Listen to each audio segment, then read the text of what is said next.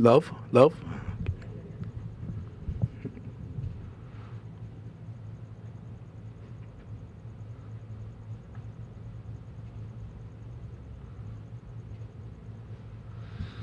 Carla and Greg.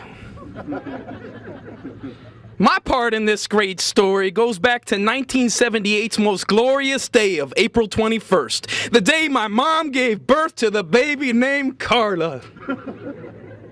Even though my grandma, Connie Nardoni, said, surely my parents would name her Angel because that's what she's going to be.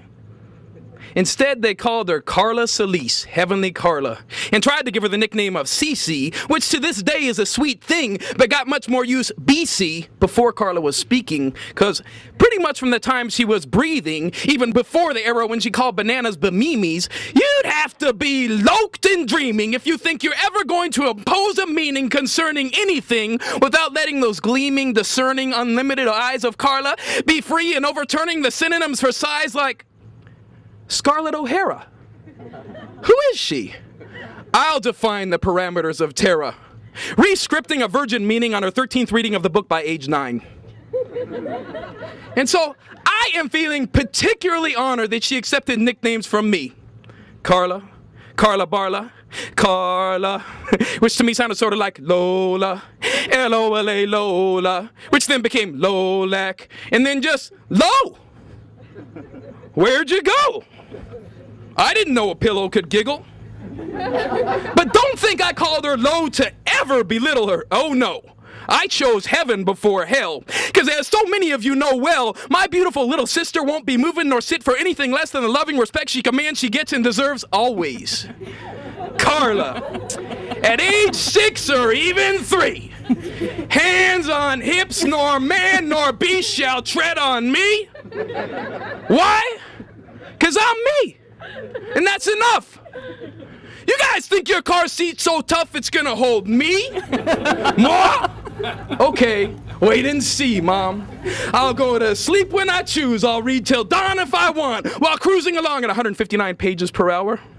I'll fly out of the bed smiling and keep the day awake by climbing to peep over the edge of the tightly bolted behind my head earthquake-secure love of the written word erudite bookshelf and be involved and free.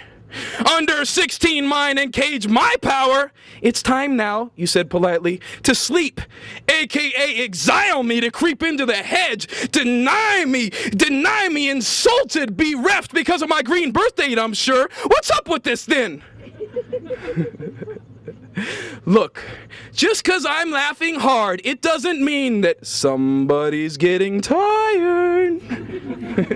Since I was 7, I've had so much love for this amazing little sister named Carla. But I've never been clever enough to sort out the one riddle of the trick of how to call her younger or little. Because she's always insisted to the point of a salvo of rage that though she may be my kid sister, she's also the same age. Now, I haven't known Greg since 1978, but we truly are the same age. And for those of you that don't know him well, perhaps the most important thing to tell is to describe accurately the love for Carla that lives in Greg. I'd have to borrow the lips of Sade. Grace and dignity are Greg, with symmetry of intellect on pace with my sister. And that's been true for very few through the course of human history. It seems just too cliche to keep listing Greg's character traits. He is an upstanding citizen who has love for God, family, and country, and I feel distinctly gratified today to welcome him as brother-in-law. I.e., this man Greg's my motherfucker, y'all. I already love my sister's lover like a brother. And from the very beginning, I've ended up winning a friend. You know, I'm beginning to feel like this party's starting. Carla and Greg, your wedding day slams in my dome. Like we danced a fishbone when I was a teen, and now I don't feel alone in this age of the Warward home. Like it can when I've seen a palindrome blinking and I keep thinking I need to figure it out. Now I won. Now I won. Today, you two have made me Student of the Month, and I didn't even speak Spanish. And I only won because here I managed to see that the only way to spell it is O-N-E. Greg and Carla, Greg and Carla. This is where we get nervous. But we keep it going because I got a purpose here, which is to serve my Greg and my Carla today. Here we go. Oh, you know what? The only answer was to spell it O-N-E, and for a minute I slipped in my ego and I got all scared and wanted to run away. But now I'm back. The only way is to spell it O-N-E, because the only difference is that there is no difference between Wile E. Coyote and me. The corroding of his sweet eyes when he was humanized, and I want to buy a mail-order Acme motorized coyoteizer. Live life per pheromones, mate with one alone. Never ask why, not lie paralyzed in fight or flight secretions after the threat ceases. Live just for today, and here I pray to learn from Carla and Greg the meaning of starting in faith, of the art and the way of the coyote. Here in the desert on this festival day, in insight we're growing together. And you know, it feels just like we're all on peyote, and isn't it pleasant? I see Carla and Greg on their wedding day. Now streaks are splashing my face from the fountain of youth.